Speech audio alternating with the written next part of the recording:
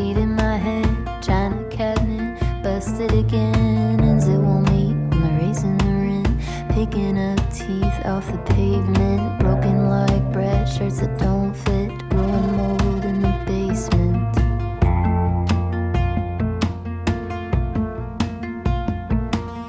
Digging holes for dying hopes, throwing sticks at glass, Coke bottles, losing my grip in the rat race. I can't recall in the first place what was it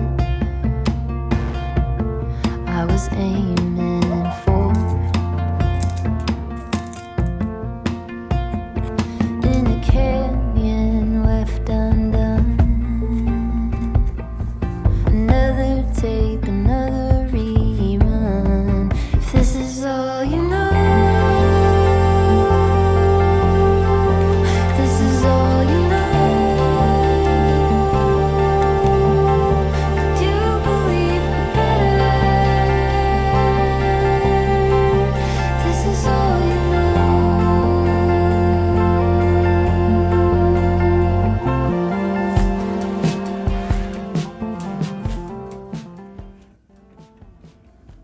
Hello, howdy, how's it going, guys? I am back with another process painting, and I have to say this format feels so right for my channel.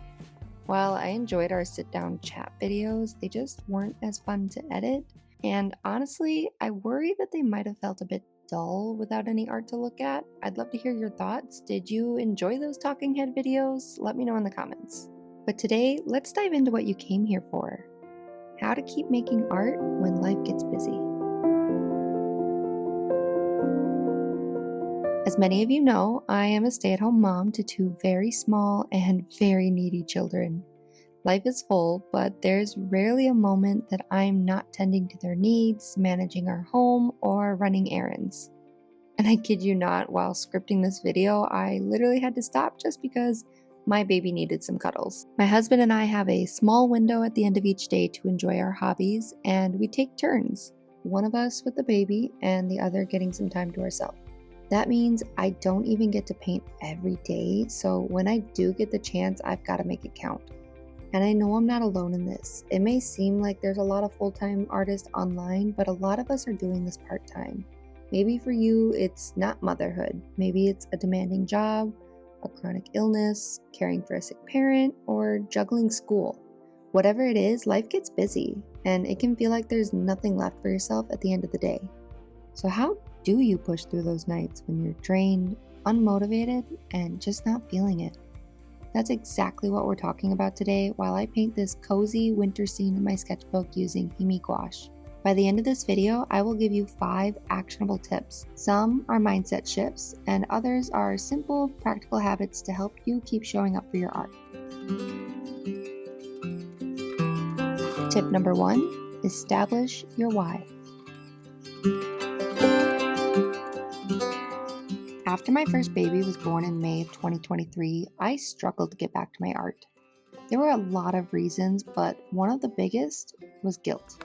Painting felt selfish, like I was neglecting my role as a mom and wife. And I have this habit of going all in on things, so in my head, being a stay-at-home mom to me meant planning the most nutritious and fun meals, attending every story time and baby play date, Montessoriing the heck out of our home, and organizing themed crafts and activities for my then 1-year-old. I was driving myself nuts with these impossible standards.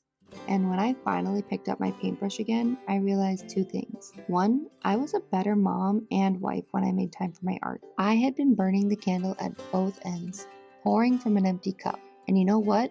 That saying is true. You can't pour from an empty cup. And 2, my kids are watching. One day, they're either going to tell their friends, "Oh yeah, my mom used to paint, but she doesn't anymore." Or, "My mom paints. She creates amazing things.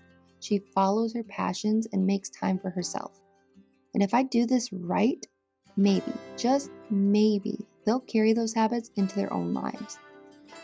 So here's what I want you to do before we even get into the rest of the tips. Establish your why. Why do you create?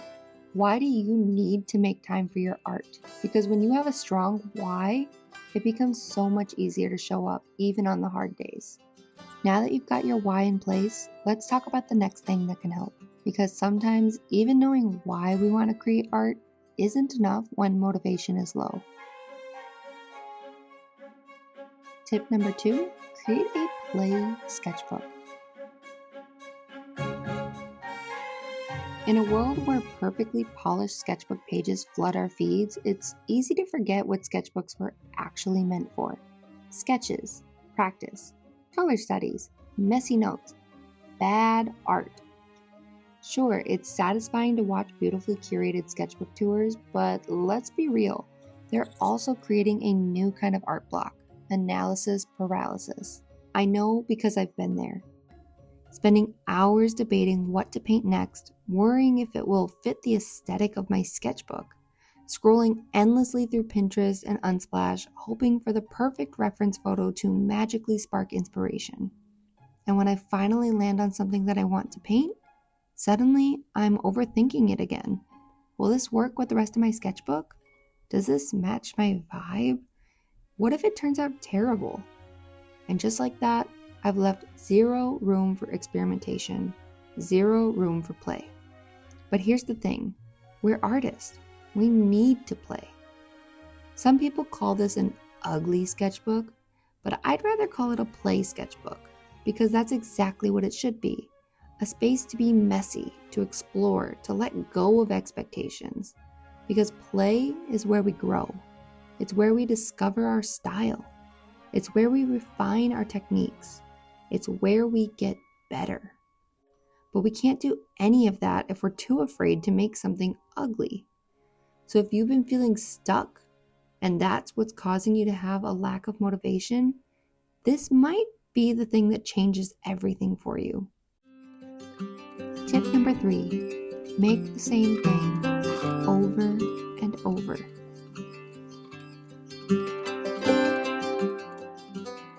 It seems like there are 2 types of artists in the world.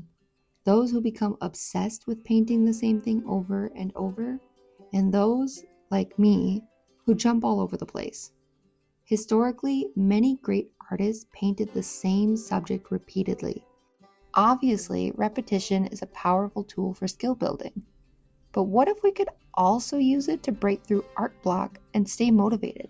That's where a plan B subject comes in. I want you to pick something. Anything. It can be something you love, something ordinary, something simple. And whenever you're stuck, unsure what to create, or just feeling unmotivated, paint that thing. Let's say you choose cats as your plan B. Every time you don't know what to paint a cat. So what's so great about this? Well, you eliminate the mental block of what should I make today? You start to experiment more because you're already comfortable with the subject, and you naturally develop your own style because repetition pushes you to refine your artistic voice. Honestly, I think it would be amazing to dedicate a whole sketchbook to this. Imagine flipping through a book full of one subject and seeing how your skills evolve over time, the risks you start taking, the stylistic choices that emerge. So if you're ever feeling stuck, give this a try. Tip number 4, try a 30-day art challenge, but prepare for it. In my last video, I talked about how I wanted to complete at least one 30-day art challenge this year. In the past, I tried, but I never actually finished one. For years, I attempted Inktober, but it always snuck up on me. October 1st would roll around and suddenly my feed was full of Inktober posts. I'd scramble to find that year's prompt list, throw together a drawing for day 1, and try to keep up. But because I wasn't prepared, I always felt frantic and overwhelmed, which eventually led to me quitting. This year, I want to approach things differently. Instead of waiting until the last minute, I'm going to choose my challenge months in advance and prepare ahead of time to avoid decision fatigue. So here's my plan, and I think you should copy it. Pick a challenge early. No more last minute scrambling. Choose my materials in advance. One set of tools for the whole challenge equals fewer decisions to make daily. Review the prompt list ahead of time. As ideas come to me, I'll jot them down or sketch quick thumbnails. Because if there's one thing I've learned from past challenges, it's this. By the time I've spent all my energy deciding what to create, I'm too tired and unmotivated to actually make the art. So if you ever struggled to finish a 30-day challenge, try preparing ahead of time. It might just make all the difference. Tip number 5, romanticize the process. Going back to tip number 1, making time for my art is for me. It's as much self-care as taking a long bath with candles or curling up with a good book is. So instead of treating painting like another task on my to-do list, I've turned it into a little ritual. Something that feels special and fun rather than just another responsibility. I usually start by making myself a seasonal latte in one of my favorite mugs, because somehow having a cozy drink just makes everything feel more intentional. I like to set the mood in my studio, especially at night, with soft lighting so the space feels warm and inviting rather than lonely. I always have music playing, and if I'm feeling it, I dance a little bit, just to shake off the stress of the day before I settle into paint. And one more small thing I do that's my favorite is I have a specific candle that I light every time I walk into the studio.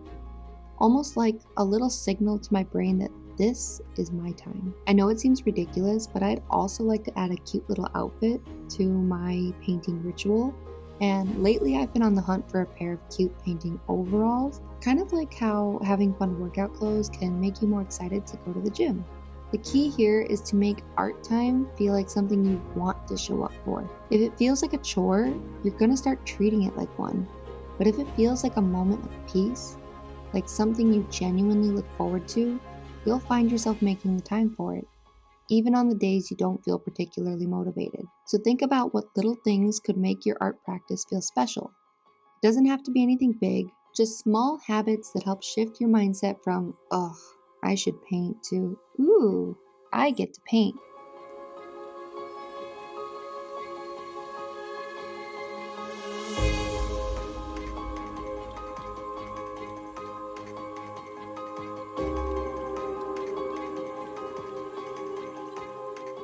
And that's it. Those are my 5 tips for staying motivated to paint even when life gets busy or you're just not feeling it. Hopefully at least one of these resonated with you and gave you a little push to pick up your brushes even on the hard days. And I hope it goes without saying that while yes, we all could use a little push to be more motivated sometimes, there are also days where we really do just need pure rest. On those days, be honest with yourself. If you need to just veg out on your couch and watch your favorite TV show or go to bed early, do that for yourself. Find balance. Don't push yourself when it's going to actually just burn you out. This is supposed to be fun. Don't forget that. If you made it this far, first of all, thank you. I'd love to hear from you in the comments. What do you do to keep yourself making art when motivation is low?